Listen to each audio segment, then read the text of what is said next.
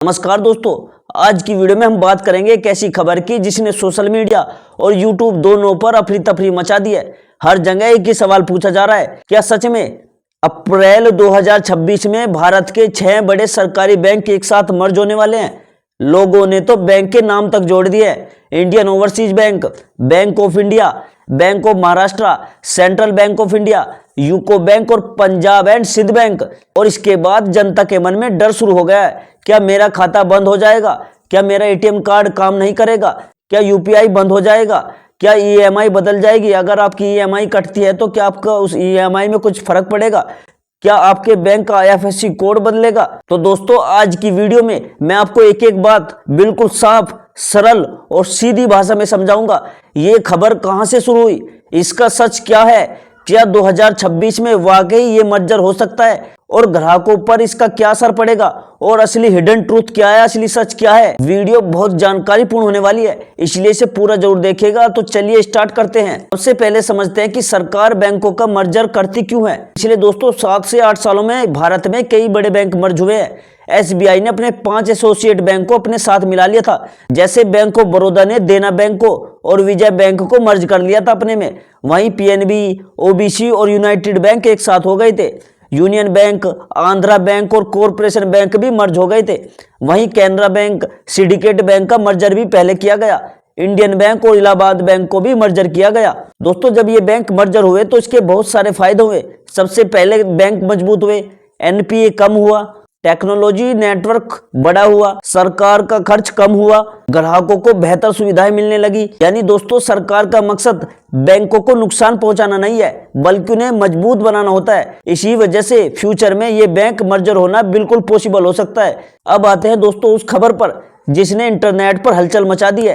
कई पोस्ट और वीडियो ताबड़तोड़ शेयर होने लगे हैं कि अप्रैल 2026 में 6 सरकारी बैंक मर्ज होने वाले हैं। इन 6 बैंकों के दोस्तों नाम भी वायरल कर दिए गए, जैसे Indian Overseas Bank, Bank of India, Bank of Maharashtra, Central Bank of India, UCO Bank, Punjab and Sindh Bank. लेकिन दोस्तों, यह बात आधी अधूरी और गलत तरीके से फैलाई गई। सच्चाई यह है कि भारत सरकार, वित्त मंत्रालय और आरबीआई ने अभी तक किसी भी पीएसयू बैंक के मर्जर को लेकर कोई आधिकारिक घोषणा नहीं की है। यानी ना तो कोई नोटिफिकेशन, ना कोई प्रेस कॉन्फ्रेंस हुई, ना कोई आधिकारिक योजना चलाई गई, ना कोई तारीख बताई गई और ना ही कोई लिस्ट जारी की गई।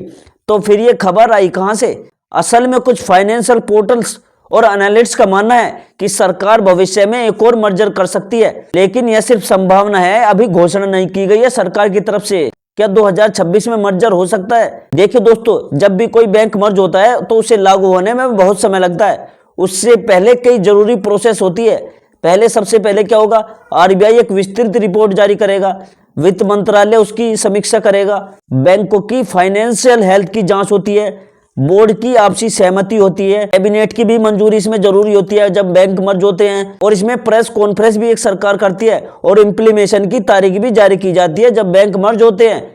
लेकिन अब तक इनमें से एक भी कदम सरकार ने नहीं उठाया, कोई भी कदम अभी ये नहीं हुआ है। लेकिन सरकार 2026 के बजट से पहले या बाद में बैंकिंग सेक्टर को मजबूत बनाने के लिए कोई भी मर्जर ला सकती है। यह एक संभावना है दोस्तों, इसे पूरी तरह खारिज भी नहीं किया जा सकता। अगर दोस्तों ये मर्जर होता है तो ग्राहकों का क्या होगा?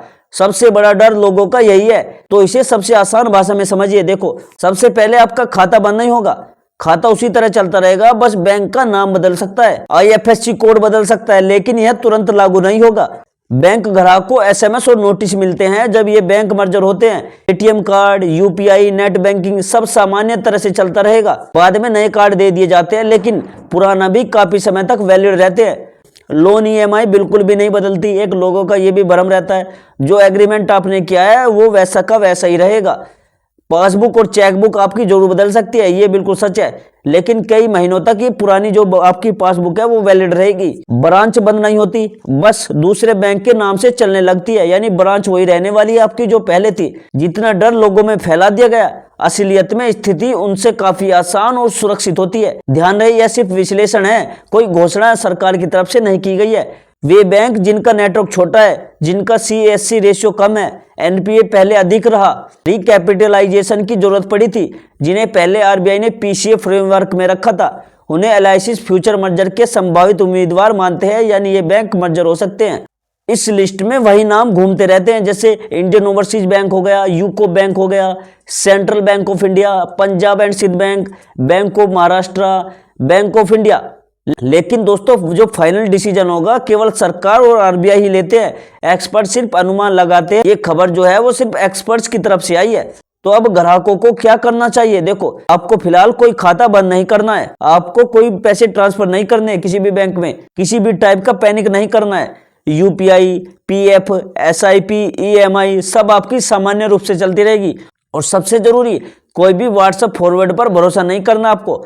अगर कभी मर्जर होता है तो सरकार कम से कम 3 से 6 महीने पहले आधारिक रूप से इस चीज की घोषणा करती है। और दोस्तों आपको पैसे की टेंशन लेने की जरूरत नहीं है, आपका पैसा 100% सुरक्षित रहता है। अब आते हैं दोस्तों वीडियो के सबसे महत्वपूर्ण पार्ट्स पर। दोस्तों पीएसयू बैंक मर्जर की है जो खबर घूम रही है, इसका सबसे बड़ा कारण 2 बातें हैं। पहला, 2026 में बड़े बैंक रिफॉर्मर्स की उम्मीद, एक्सपर्ट्स के अनुमान जिन्हें सोशल मीडिया पर पक्का फैसला बताकर फैलाया गया। सच्चाई दोस्तों यह है कि भारत सरकार या आरबीआई ने किसी भी पीएसयू बैंक को मर्ज करने के बारे में ना तो कोई तारीख दी है, ना कोई लिस्ट जारी की है और ना ही कोई ऑफिशियल घोषणा की है। इसलिए अफवाहें बहुत है, अनुमान बहुत है, लेकिन सच में अभी कुछ भी फाइनल नहीं है। दोस्तों अगर आप मेरी वीडियो यहाँ तक देख रहे हो तो अब मैं आपको कुछ बोनस टिप्स बताता हूँ जो आपके बहुत काम आएंगे। देखो दोस्तों, सबसे पहले ऑफिशियल सोर्स को फॉलो करो। हमेशा आरबीआई, फाइनेंस मिनिस्ट्री और बैंक की ऑफिशियल वेबसाइट या ट्विटर से ही जानकारी देखो। व्हाट्सएप या यूट्यूब की अफवाहों पर भरोसा मत करो। दूसरा बोनस टिप्स है, अपनी केवाईसी और मोबाइल नंबर अपडेट जरूर करो। अगर भविष्य में कोई मर्जर आया भी तो बैंक एसएमएस और नोटिस आपके मोबाइल पर भेज देता है, इसलिए अपना नंबर और केवाईसी अपने बैंक में हमेशा अपडेट रखो। ऑटो पेमेंट्स का स्क्रीनशॉट रखो। अगर आप ईएमआई, एसआईपी, इंश्योरेंस जैसी ऑटो डेबिट सर्विस का इस्तेमाल करते हैं तो उनका एक स्क्रीनशॉट या नोट रख लो। मर्जर के समय यह आपकी हेल्प करेगा। अगर दोस्तों आपका एक बैंक अकाउंट है तो उसकी जगह 2 बैंक अकाउंट रखो। एक प्राइमरी और एक सेकेंडरी बैंक अकाउंट रखना हमेशा अच्छा रहता है। दोस्तों अगर किसी बैंक में मर्जर या सर्वर इशू होता है तो आपका काम बिना रुकावट के चलता रहेगा। दोस्तों जो आखिरी और जो सबसे इंपॉर्टेंट है आप सभी के लिए, पैनिक बिल्कुल भी नहीं होना है।